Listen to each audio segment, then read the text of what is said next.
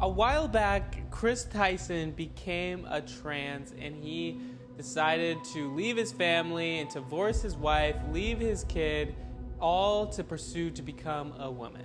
But now it seems like a lot of these own people are turning their back on him because recently there's been a lot of allegations with him possibly grooming, possibly looking at some weird child drawings that is no bueno. And lots of people all over the world are going crazy. But if you might not know, he used to be on MrBeast channel all the time. They go way back. He was a part of MrBeast channel from the get-go, from the beginning, and now all of this stuff is coming out. But what's sad is, like, he used to profess to be a Christian and to follow God and be like a family man, but now he's giving it all up for the world. But it seems like also the world is turning on him. Shout out to Jamari for making this video, and let's get right into it. Recently, MrBeast became the most subscribed to person on the entire platform. Year after year, he has consistently dropped some of the biggest videos on YouTube, and he's the type of guy that really prides himself on avoiding any sort of controversy around his name. And in general, it seems like he really just wants to have fun while helping people out and making these different big ideas of his come to life. But one controversial topic around him and his brand has been one of his best friends, Kris. Kris has been with Jimmy since the start of his days on YouTube, and is actually one of his childhood friends.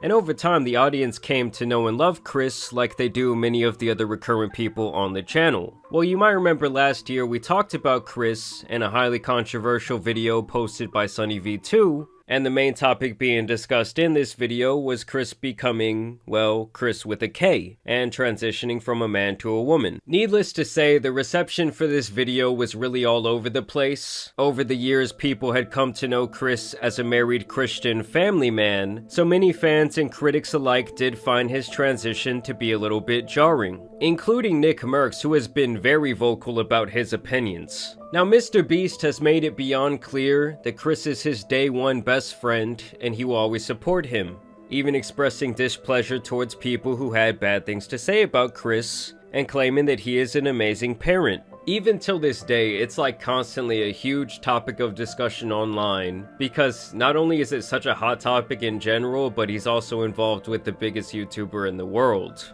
And now Kris is once again being discussed, and it seems like their past is coming back to haunt them in the form of some strange tweets. Above that, there's also some more recent allegations that point towards Kris having a Dr. Disrespect type of relationship with a fan. First, let's talk about this video that recently came out. He was having some crazy conversations with a fan. Interesting. And this was a while back, but he was still over the age of 20. He was 21, I believe, and the person was 14.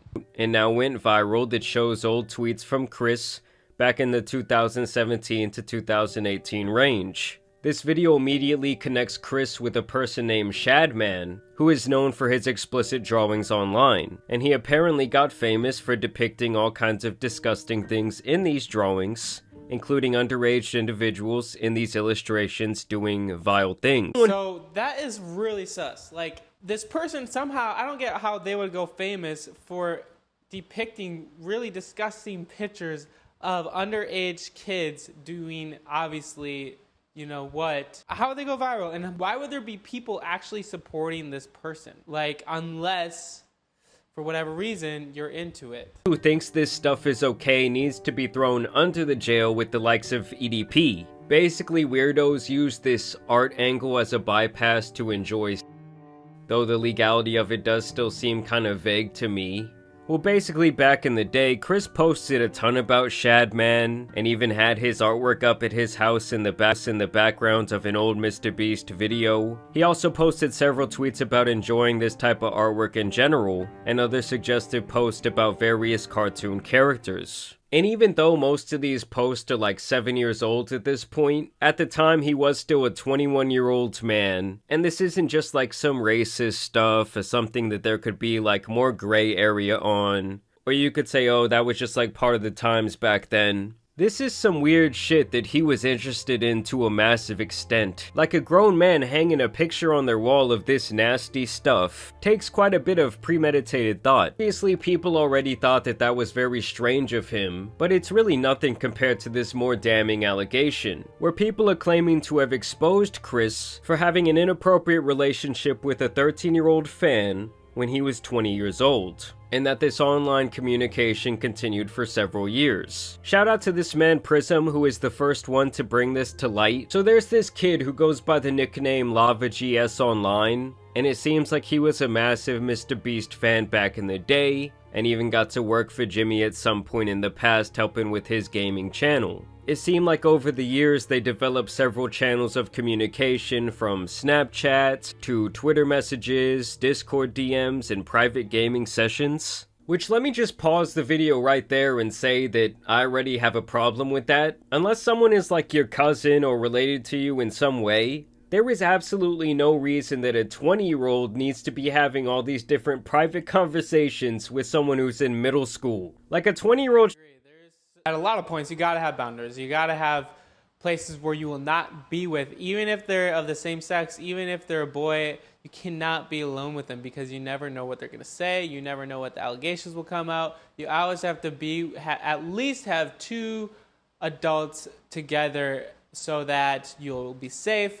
And even in chats, you can't, when I was working at a church, you couldn't text someone individually because just of the massive problems that could face, and it's your word against theirs. Obviously, like, there's lots of incidents where Snapchat was a thing where people were doing snaps with underage people, and that also is not good. That's very dangerous, and it's just not a smart thing to do, even if you didn't do anything bad. Should be out there enjoying their life, trying to do new things with people their age. And obviously, pretty much anyone with a platform online is going to have some fans who are kids. And so it's obviously the adult's responsibility to not be in like constant communication with them. It's really not that hard. Either way, he felt so comfortable with Kris, to the point that he was asking him about his addiction to adult cartoons. And they were having a lot of inappropriate banter publicly on Twitter when Lava was only 14. Guys, we are so close. Messed up that they were talking about adult cartoons, which you know what that is. And he was sharing them with this person who was 14, and he's 21. To our goal. Oh my god, one more Patreon and I'm releasing my nudes. And this is the part I have a problem with. This isn't a group chat. This is literally just him and this other guy that he's been talking to and that he's friends with online. Lava says, I'm your first Patreon big boy. And he shows that he donated some money. He donated like $1 or something. So it's not enough to meet the goal. And he says, but not $5. Pathetic. Just kidding. Kissy face. I'll tell you what it means. It means that you're telling him... weird that he has like a kissy face towards him. that he needs to donate $5 so you can release your or whatever. He says, wait till my Twitch revenue comes in. Winky face. And of course, it continues. He says, check again. And he tags you, I think. At least that must be you, or he's tagging you. And of course he says, I posted some fire news for you, please no share. And this is someone that you're talking to that is 14 years old, that you know is 14, and at the end of the day, you cannot be talking about topics like this with someone that is this young. So at the very least, these two had a close enough relationship where Kris felt comfortable making these adult jokes towards him, and at the very worst, he's literally flirting with a 14-year-old on the timeline. But by the time Lava would turn 16, he would apparently even meet up with Kris at some point. And he even talked about this extensively on like a MrBeast Discord server. Now I do want to make it clear that this guy Prism, who made this video, spoke privately with this Lava guy. And Prism claims that Lava's statement is that nothing bad ever happened when they met up back in the day, and that basically their relationship never really got inappropriate. And as I'm editing this video, guys, Lava actually took to Twitter to make his own statement about the situation, where he says these videos are massive lies and twisting the truth. Ava never did anything wrong and just made a few edgy jokes. I was never exploited or taken advantage of. Can you do me a favor and comment on these videos and tell them to stop spreading lies? The situation takes away from children who are actively being exploited every day online. I'm not a victim of anything being claimed in these videos or at all. And keep in mind that's after this morning he removed all affiliation with MrBeast from his Twitter page. And now we have yet another update where Keemstar has jumped into the picture. He says that MrBeast connected him with this guy Lava directly, and that Lava is denying all of these allegations, and now claiming that him and Kris did not have any sort of private interactions, and that when he went to meet up with Kris that apparently his entire family and the MrBeast crew were present. I ran Discord with Chris Tyson when I was 13, edgy and inappropriate jokes were said. That's it. So take with that what you will. When you chase the world, you're gonna try to chase it and chase it and chase it until you think that you are fulfilled, but you'll never be fulfilled. So I'm guessing is that Kris had some addiction, sexual addiction that he had for a long, long time, and he was constantly searching for it, and that caused him to get into so many things. Maybe he was not into child stuff, but when you're getting involved with certain situations and certain people, that's only going to leave you with consequences. It's only going to leave you down a road that's going to come up later on. So he's searching for everything in this world and hoping that it will one day fulfill him.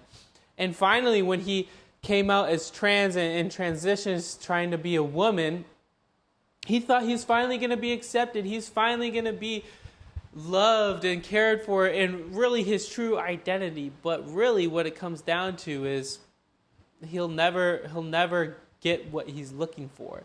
And now the people that he thought was accepting him are now going to be turning on him. Now they're going to be like, whoa, wait a minute, I don't really want to be associated with this guy because of these allegations that he was somehow, they're coming out. Doesn't matter. Even if it was or wasn't, it's not okay.